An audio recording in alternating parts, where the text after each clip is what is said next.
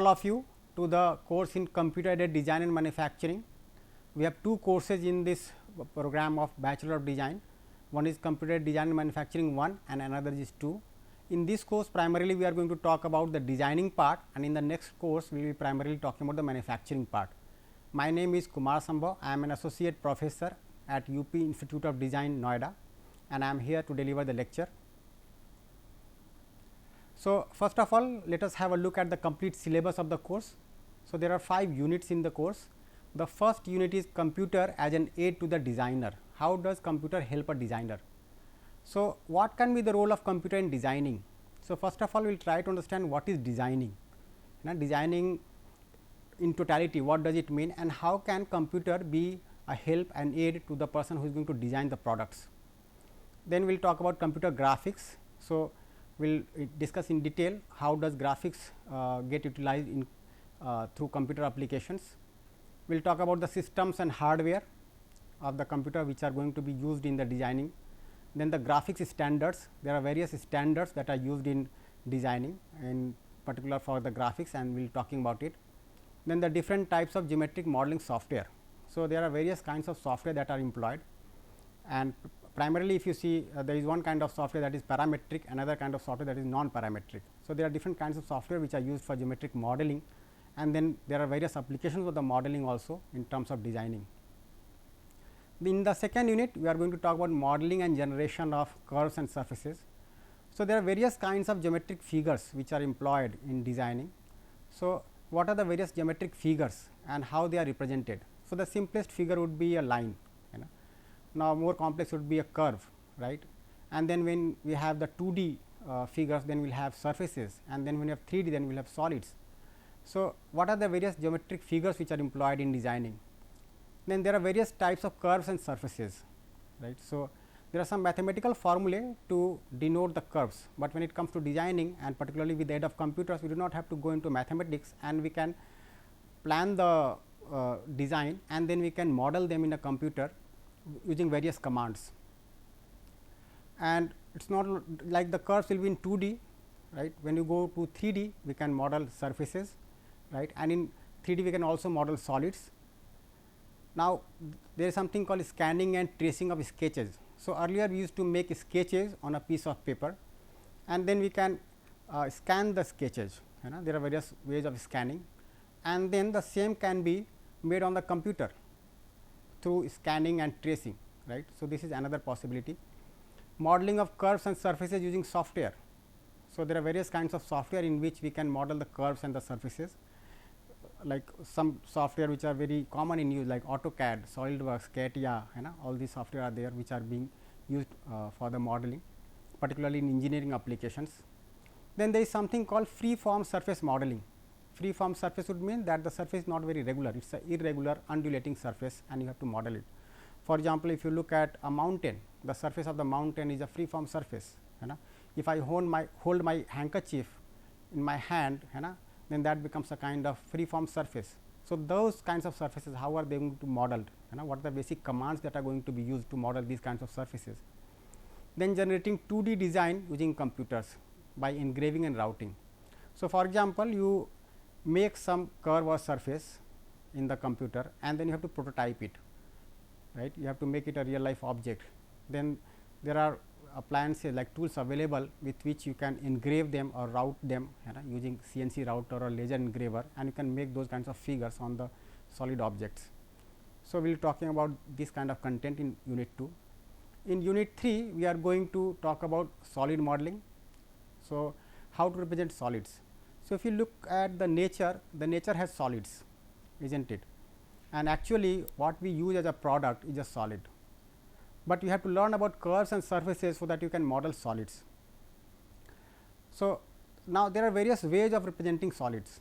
So, one of the simplest ways is the wireframe modeling. Wireframe modeling means that the edges of the solid are represented by wireframes, right. This is the simplest, and the file size is also going to be very small, but there are certain shortcomings or there are certain limitations with the wireframe modeling, and that we will talk about.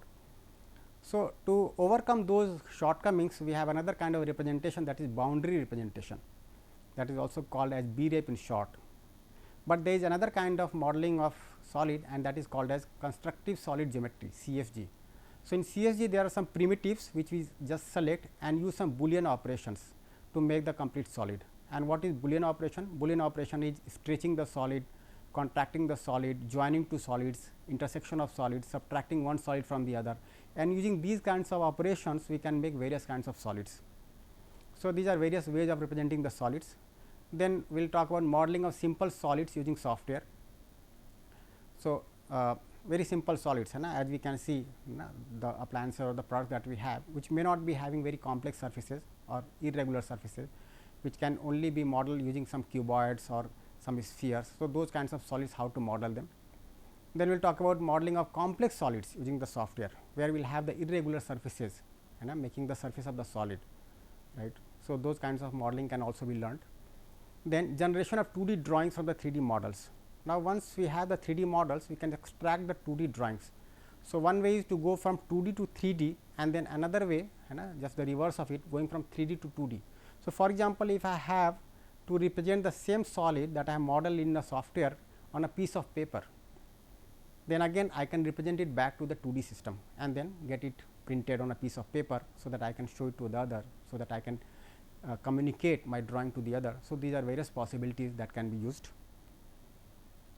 Then in unit 4 we are going to talk about 3D modeling of assemblies. So, assembly means putting multiple solids together. So, for example, if you look at an IC engine, an internal combustion engine, it has so many parts and subparts, right.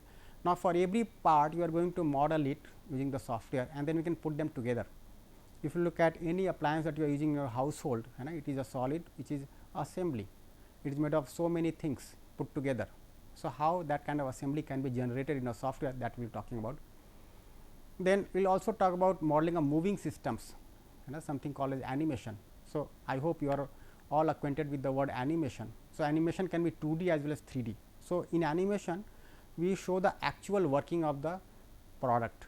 So, if you talk about 2D, we can show figures like curves and surfaces as moving, right. So, earlier if you see the cartoon movie that you used to see, they were just 2D figures which are moving, but you can actually represent the 3D solid. For example, an IC engine in actual operation, how to show it, a machine in actual operation, how to show it, right, or anything that is working as a product in your industry or in your household appliances, right, and how to represent the moving system using the software.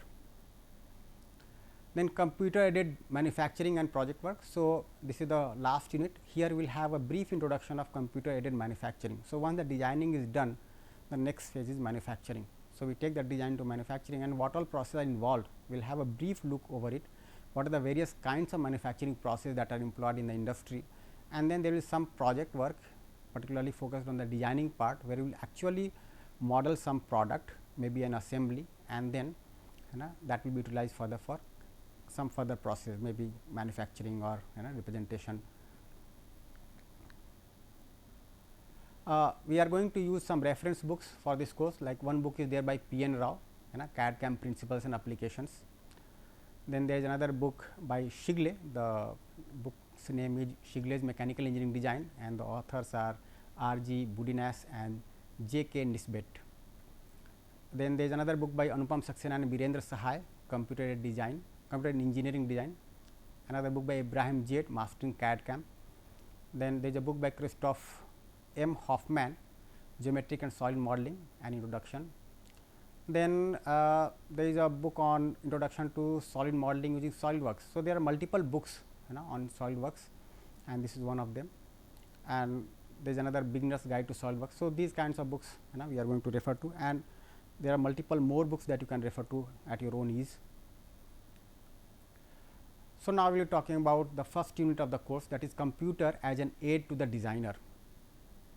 So, the first part of the module is role of computer in designing. So, we will be talking about it.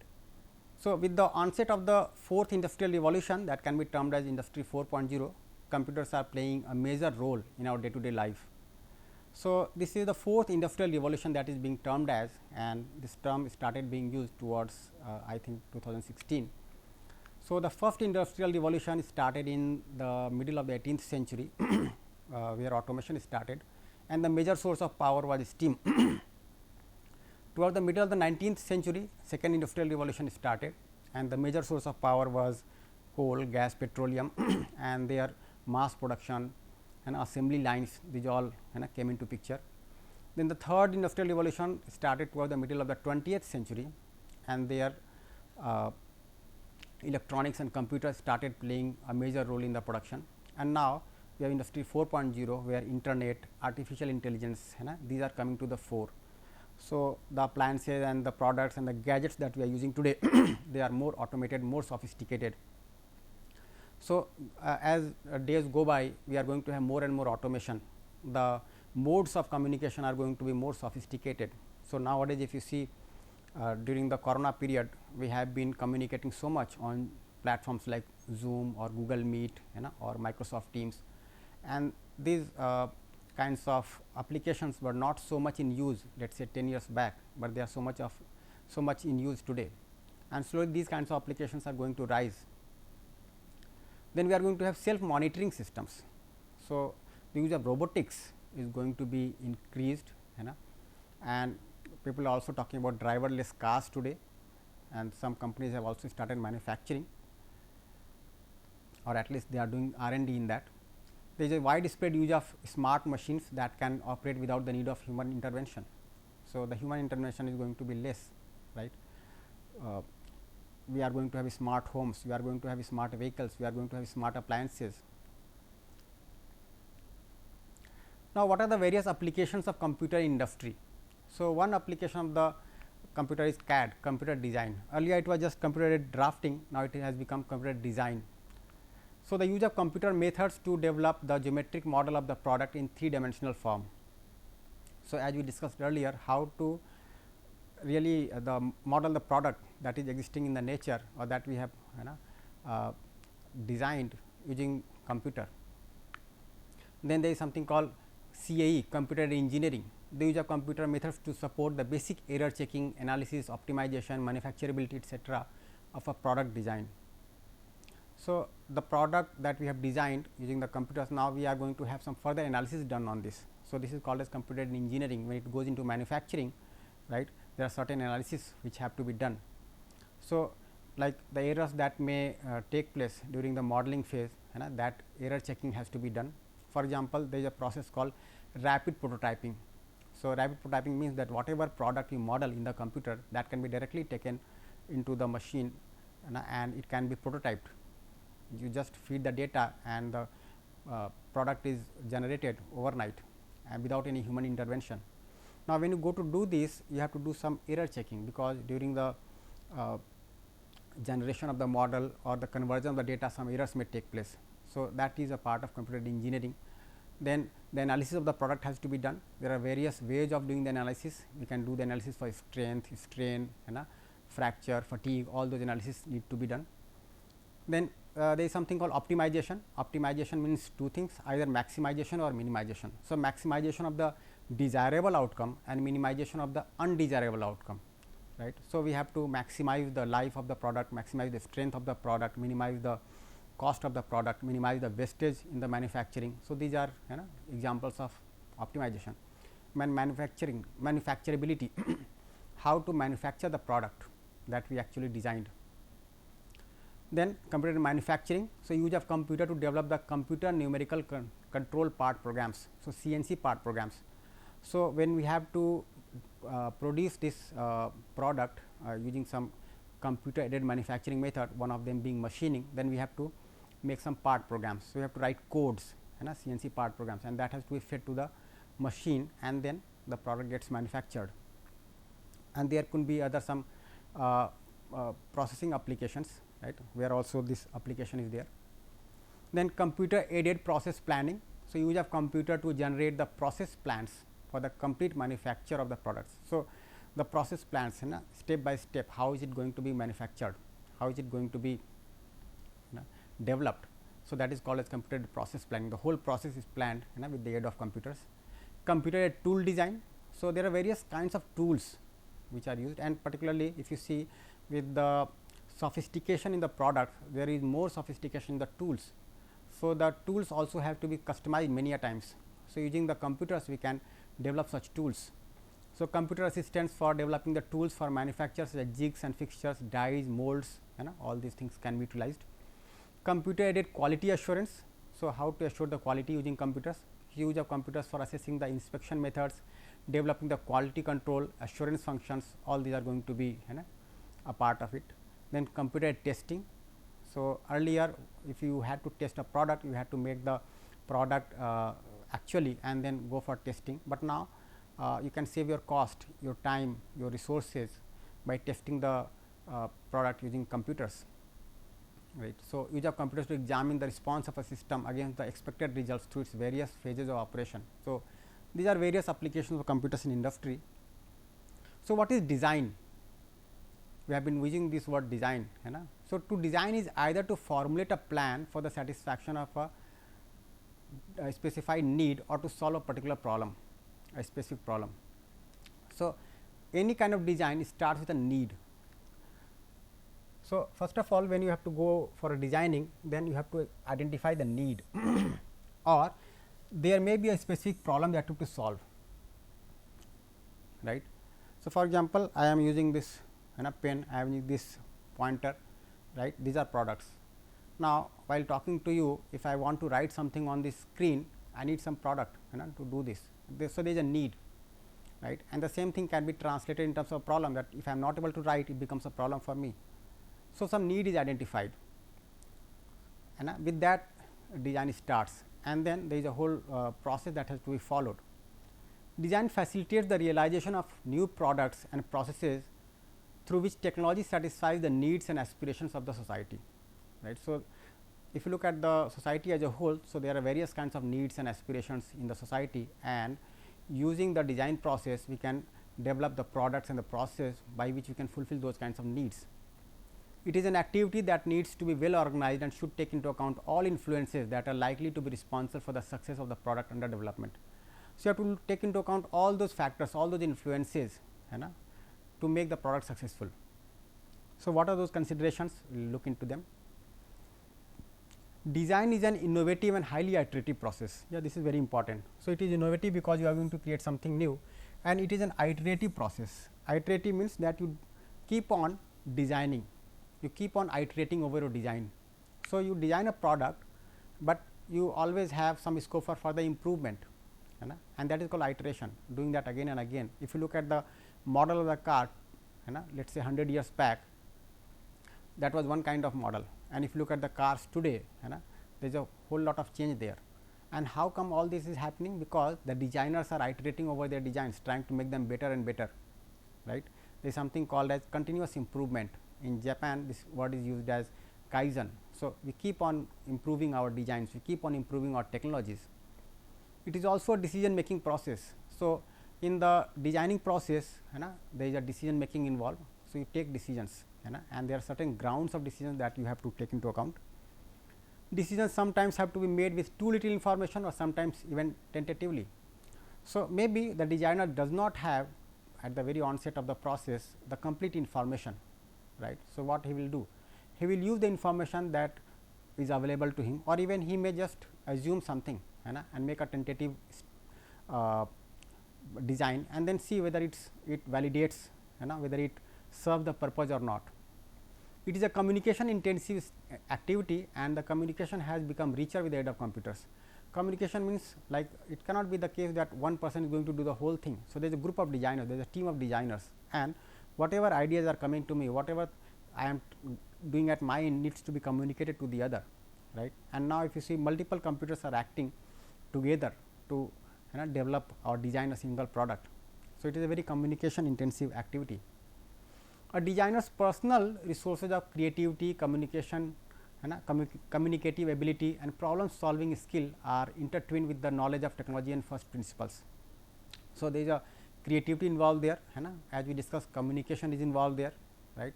The problem solving skills are involved, and they all combine together to develop something new. Tools such as mathematics, statistics, computers, graphics and languages are combined to produce a plan that are carried out, and which produce a product that is functional, safe, reliable, usable, manufacturable and marketable regardless of who builds it, right, or who uses it. So, these are various criteria based on which we test whether our design is successful or not. So, my design has to be functional, it has to work, it has to be safe, it does not have to harm the user, right. Then it has to be reliable, right. So, there is again some criteria to test the reliability, how reliable my product is. So, if I produce 100 products, how many of them are going to work successfully, you know. Then it has to be usable, manufacturable, as we discussed earlier, that it can be manufactured, you know, and again marketable, it has to be sellable and marketable. So, a typical product design and development process, if you see, it has these 4 steps. So, the problem definition is there. So, you come up with a problem, you know, and that is defining a need. So, problem definition means that I am able to make out clearly, you know, what kind of problem I am going to solve. Now, to solve a single problem, there could be multiple ways. So, there is some brainstorming involved there, right. For example, if I have to design this pointer, right.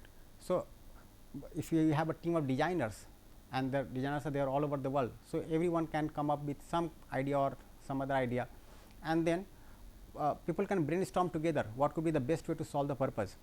So, after defining the problem, we do some brainstorming and then we synthesize, we add together all the possible solutions which can be there, right. And out of those possible solutions, we again analyze them and what could be the best solution, that is something worked out. So, after synthesis, synthesis means joining together, analyzing means breaking again into pieces. So, after I land up with some idea which I am going to use for developing my product, right, I am going to analyze it, and there are various issues in analysis, as we talked earlier, like the analysis for strength, the analysis for the manufacturability, the analysis for reliability, safety, all those things have to be done. And once we are satisfied that yes, this is going to work, then we go for prototype development. We actually go to develop the product, and then once we develop the product, we go for testing.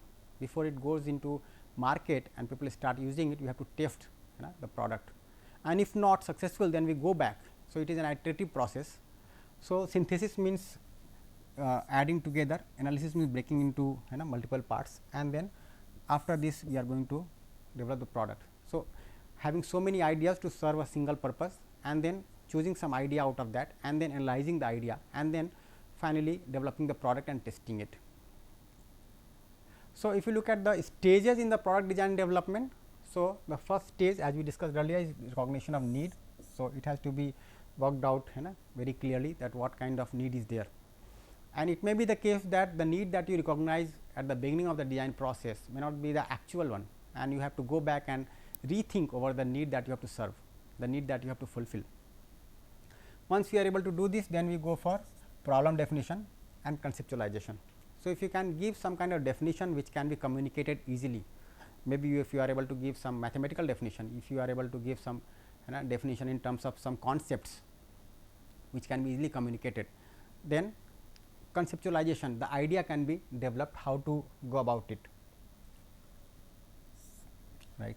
Then the next phase is geometric modeling and spatial analysis. So, geometric modeling again would mean that I model the product with the aid of a computer, and I do some spatial analysis. Spatial analysis means in terms of size and shape, you know, how does that fit, right. So, from space, you know, the word comes as spatial. So, spatial analysis I have to do, you know, during the process of geometric modeling. Once we are done with this, then we, you know, go for engineering analysis. So, from here I go here, then from here I go here. So, engineering analysis, all those various kinds of analysis that we talked about, right, and then optimization. So, that is again maximization or minimization. Then prototype development, we actually developing the product, and as I mentioned earlier, so there is something called rapid prototyping, you know, this is one of the ways of manufacturing the product, and it is become quite prevalent today. So, as we had 2D printers earlier, where we used to print something on a paper, now we have 3D printers. You can make the actual product, you know, just by developing the model and translating into the machine. Now, from there we have to go for manufacturing process development. So, you develop a prototype, you know, it can be done with the help of computer or even without the help of the computer, and when it has to go into the actual manufacturing process. So, the whole process step by step has to be developed, right. For example, if you are making a car, you know, so the initial phase would be making the products, making the various components of the car, and then going for assembly. So, while making the components of the car, again there is a whole process that is developed. If you go to some manufacturing unit of a vehicle, you can see what all process involved there, and then there are various stages of assembly, right, of a car or a vehicle, and this is applicable to every product that we use, right. So, the process has to be developed and then the actual implementation. But here again, if you feel that it is not satisfactory, then you can go back. So, from here you can go back to actual recognition of need. From here again you either go to this stage or this stage. From here you can go to this stage or even this stage. So, from every stage you can go back to the previous stage and iterate over your design, right. So, this way you are going to iterate over your designs. Similarly, from this point you can go here, and that is why it is called a very iterative process. From here again you can go back and just try to find out the best possible way of designing the product and developing the product. So, in this lecture we saw what roles can computer play in designing, manufacturing, development of the product, testing, right. We also talked about the meaning of design, what does design mean. So, you can see that every design starts with the identification of a particular need, and then there are some stages to be followed. So, we have to conceptualize the product, then you have to synthesize all the ideas which can serve the purpose, we can fulfill the need. Then we have to analyze the chosen idea, and then we have to go into actually going for the manufacturing part and the testing part of the product. Now, again as we detail upon the various stages, we saw that at every stage the computer has a role to play. So, when you are conceptualizing the product also, then in that to get ideas from various corners, and today we have so many search engines existing, and we can whatever need that we feel, to fulfill that need we can have various ideas which can be employed together. So, we can get some ideas, then we can analyze them, and there are so many softwares available for analysis of a single product, right, at every stage. So, when you talk about computer process planning, so various planning stages can be developed using the help of a computer. If you are talking about computer tool design, for the design of tool also the computer has a major role to play. When you go for optimization, again either for maximization or minimization, then the computer has a major role to play. So, we can see that today designing without the aid of computers makes no sense, and whatever product that you think of as a designer, you have to employ computers, and then you have to learn various applications that are available today in the market to be an aid to the designer, right. And try to understand this, that design is an iterative process. So, you cannot say that whatever I have designed is the final one. No, you have to rethink over your design, you have to accept that there can be certain shortcomings, certain lacunae, certain limitations of your design, and you have to go back and look at every stage of the design and development process and try to improvise upon it, and there is a continuous improvement always required in the design. And as a designer we have to be ready to accept our faults, right. We have to redo the things, we have to think of better ways of doing things, we have to learn from others as a designer, right. And at every stage if you use the computers, then your work practice is going to be smarter, your design is going to be better.